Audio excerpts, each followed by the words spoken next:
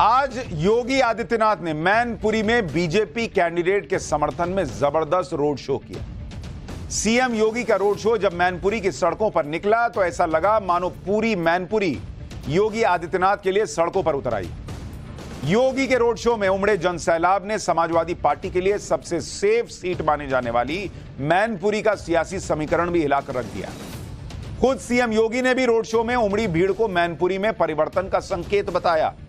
आप भीड़ देखिए बॉस, ये मैनपुरी है, अखिलेश यादव के परिवार का गढ़, और वहां सीएम योगी के इस रैली में भीड़ देखिए, जन सैलाब दिख रहा है। पहले सुनिए सीएम योगी ने रोड शो में उमड़े जन सैलाब पर क्या कहा है, फिर दिखाऊंगा मैनपुरी में योगी आदित्यनाथ को किस तरह बुलडोजर की सलामी दी गई है। देश के लोकसभा चुनाव को लेकर के पूरे देश के अंदर आज जो माहौल है, उस माहौल को ध्यान में रखते हुए मैनपुरी भी इस बार परिवर्तन की राह पर चल रहा है। आपके उत्साह के माध्यम से स्पष्ट दिखाई दे रहा है। मैनपुरी से योगी आदित्यनाथ का रोड शो और उसकी जो तस्वीरें आई वो समाजवादी पार्टी के होश उड़ाने वाली, अखिलेश को डराने वाली और डिंपल यादव को हार की टेंशन देने वाली। सीएम योगी का रोड शो शुरू होने से पहले मैनपुरी में बुलडोजर शो की झलक भी दिखाई थी। सीएम योगी का स्वागत करने के लिए बीजेपी समर्थक बुलडोजर का काफिला लेकर मैनपुरी की सड़कों पर निकले, और फिर जब योगी आदित्यनाथ का रोड शो निकला तो बीजेपी के कार्यकर्ताओं ने बुलडोजर पर खड़े होकर सीएम योगी पर फूल बरसाए। रोड शो के दौरान सीएम योगी ने समाजवादी पार्टी और कांग्रेस गठबंधन पर जमकर हमला बोला। योगी आदित्यनाथ ने इंडी गठबंधन पर मुस्लिम तुष्टीकरण की राजनीति करने का आरोप लगाया। सीएम योगी को सुनिए, फिर मैनपुरी लोकसभा सीट का पूरा सियासी गणित भी बताऊंगा कि कैसे ये जो जन सैलाब है क्या संकेत दे रहा है। इनके द्वारा देश के अंदर मुस्लिम तुष्टीकरण की पराकाष्ठा पर चलते हुए गौ हत्या को प्रश्रय देने के कुत्सित चेष्टा भी कांग्रेस कह रही हम करेंगे। बहनों भाइयों, इंडी गठबंधन को वोट देने का मतलब भारत की आस्था के साथ खिलवाड़, और कोई भी सच्चा भारतीय जो अपनी आस्था को सम्मान करता है वह कांग्रेस गठबंधन के इस साजिश को कतई सफल नहीं होने देगा। वैसे तो मैनपुरी समाजवादी पार्टी की पारंपरिक सीट, यहां मुलायम परिवार का ही दबदबा रहा है। 2019 में मुलायम सिंह यादव मैनपुरी से जीते थे। मुलायम सिंह यादव को 5,24,926 वोट मिले। मुलायम सिंह के निधन के बाद 2022 में मैनपुरी में उपचुनाव हुआ। समाजवादी पार्टी ने डिंपल यादव को उपचुनाव में टिकट दिया। उपचुनाव में डिंपल यादव जीती और डिंपल यादव को 6,18,120 वोट मिले, जबकि बीजेपी के रघुराज सिंह शाके को 3,29,659 वोट मिले थे।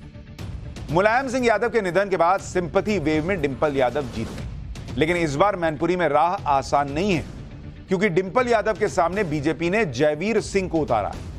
जयवीर सिंह योगी सरकार में कैबिनेट मंत्री हैं और 2022 के विधानसभा चुनाव में जयवीर सिंह ने मैनपुरी सदर सीट से समाजवादी पार्टी के कैंडिडेट को हराया। इसके बाद से ही मुलायम सिंह का गढ़ माने जाने वाली मैनपुरी में जयवीर सिंह का सियासी कद भी बढ़ गया। वहीं मायावती की पार्टी बीएसपी की तरफ से मैनपुरी में शिव प्रसाद यादव चुनाव लड़ रहे हैं, वो भी समाजवादी पार्टी का वोट काटेंगे। मैनपुरी में मायावती ने भी यादव कैंडिडेट उतारकर कैसे अखिलेश की परेशानी बढ़ाई, वो आप मैनपुरी के जातिगत समीकरण से समझ सकते हैं। क्योंकि अगर आप मैनपुरी को देखेंगे, रायबरेली का आपने मामला देख लिया, अब जरा मैनपुरी को देखिए, जो अखिलेश यादव के परिवार का गढ़ है। यहां यादव वोटर यहां पर करीब 3.5 लाख है, 3.5 लाख, और ठाकुर वोटर जो हैं वो हैं 1.5 लाख। इसी तरह से अगर आप शाक्य देखेंगे, ये हैं 1,60,000, और अगर आप जाटव देखेंगे तो ये हैं 1,40,000 वोटर। ब्राह्मण जो हैं वो यहां पर वो हैं 1,20,000, और अगर आप देखेंगे लोधी 1 लाख, 1 लाख, और मुसलमान जो हैं मुस्लिम वो हैं 1 लाख। ये है पूरा मैनपुरी का जातिगत समीकरण। अब इसमें अगर यादव वोट, ये जो वोट है यादव वोटर 3.5 लाख, अगर बीएसपी ने इसमें सेंध लगा दी और बीएसपी का कोर जाटा वोटर उसके साथ पूरी तरह से खड़ा हो गया, तो फिर समाजवादी पार्टी के लिए मुश्किल खड़ी हो सकती है। और तस्वीरें तो अपने आप में बता रही हैं कि भैया इतना आसान मुकाबला रहने वाला नहीं है। बीजेपी भी अच्छी तरह समझती है मैनपुरी में मुलायम सिंह यादव का अच्छा प्रभाव रहा है, इसलिए सीएम योगी ने भी मुलायम सिंह यादव को याद करते हुए मैनपुरी की जनता को बड़ा संदेश दिया।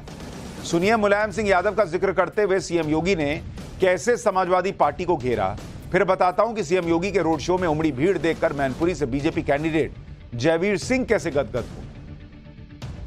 स्वर्गीय मुलायम सिंह जी के दिवंगत होने पर मैं स्वयं उनके गांव गया था, श्रद्धांजलि देने के लिए गया था। प्रधानमंत्री जी ने अपनी संवेदना व्यक्त की थी, लेकिन समाजवादी पार्टी किस तरीके से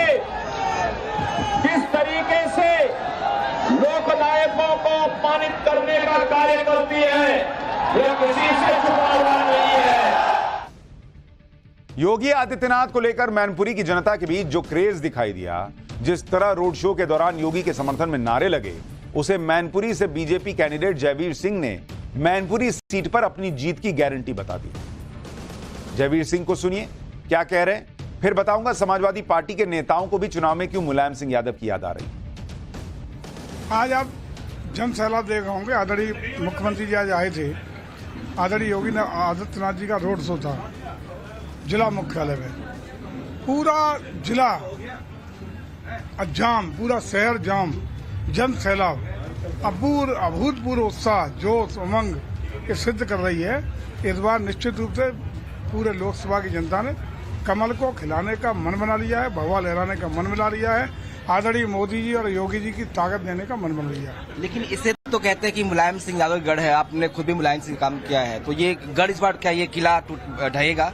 आदरणीय मुलायम सिंह का जमाना मुलायम सिंह के साथ चला गया। अब ये अखिलेश वाली सभा बची है जो सिर्फ परिवार तक सिमट गई है।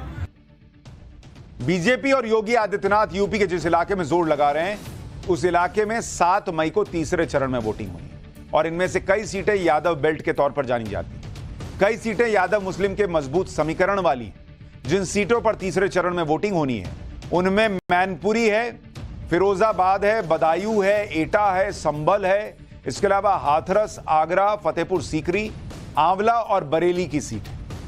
इन 10 सीटों में 3 सीटों पर मुलायम परिवार के खुद के लोग खड़े हैं, जिनमें फिरोजाबाद, बदायूं और मैनपुरी की सीट है। योगी आदित्यनाथ इस इलाके में आज मैनपुरी के अलावा फिरोजाबाद और एटा भी गए। एटा में उन्होंने कहा कि इंडी गठबंधन को वोट देना पाप करने जैसा है। सुनिए एक बार। उत्तर प्रदेश के अंदर गौ हत्या पे प्रतिबंध है, क्या आप कांग्रेस और सपा की साजिश में आएंगे? क्या गौ हत्या करने देंगे? क्या गौ कसी करने देंगे? इसका मतलब यह है कि कांग्रेस और सपा को दिया जाने वाला कोई भी वोट महापाप का कारण बनेगा और हम पाप नहीं होने देंगे। यह हम सबका संकल्प होना चाहिए। तीसरे चरण के इस प्रचार में एक हॉट सीट बदायूं की भी, जहां से पहले अखिलेश के चाचा शिवपाल चुनाव लड़ रहे थे, लेकिन बाद में शिवपाल ने अपने बेटे को टिकट दिलवा दिया। बीजेपी जिस तरह से इस इलाके में जोरदार प्रचार कर रही है, उससे समाजवादी पार्टी की बेचैनी बढ़ी। शिवपाल यादव बदायूं में अपने बेटे को जिताने के लिए जोर लगा रहे हैं और इसलिए उन्हें बीच चुनाव में मुलायम सिंह यादव याद आने लगे। आप सब लोग जानते हैं नेताजी यहां से मुख्यमंत्री भी रहे, 2 बार सांसद भी रहे और नेताजी का जब यहां से हेलीकॉप्टर निकलता था तो यहाँ की जो भी महिलाएं हैं अपना पर्दा डाल लेती थी कि दद्दा जा रहे, और यहाँ के जो लोग आदमी लोग सर झुका लेते थे और हाथ जोड़ लेते थे, आपको याद होगा।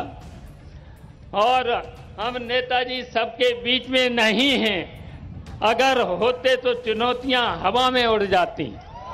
भारतीय जनता पार्टी की चुनौतियां हवा में उड़ जाती। अब आप सब लोगों को अखिलेश में नेताजी को देखना होगा। यानी शिवपाल जी भी मान रहे हैं कि चुनौतियां हैं और कह रहे हैं कि अगर मुलायम सिंह होते तो चुनौतियां हवा में उड़ जाती, यानी नहीं है तो चुनौतियां हवा में नहीं उड़ रही। उन्हें लोगों से बोलना पड़ रहा है कि अखिलेश जी में नेताजी को देखिए, यानी लोग नहीं देख रहे क्या? बदायूं सीट को लेकर समाजवादी पार्टी की टेंशन इसलिए भी ज्यादा है क्योंकि पिछले चुनाव में भी इस सीट पर बीजेपी ने जीत दर्ज कर ली।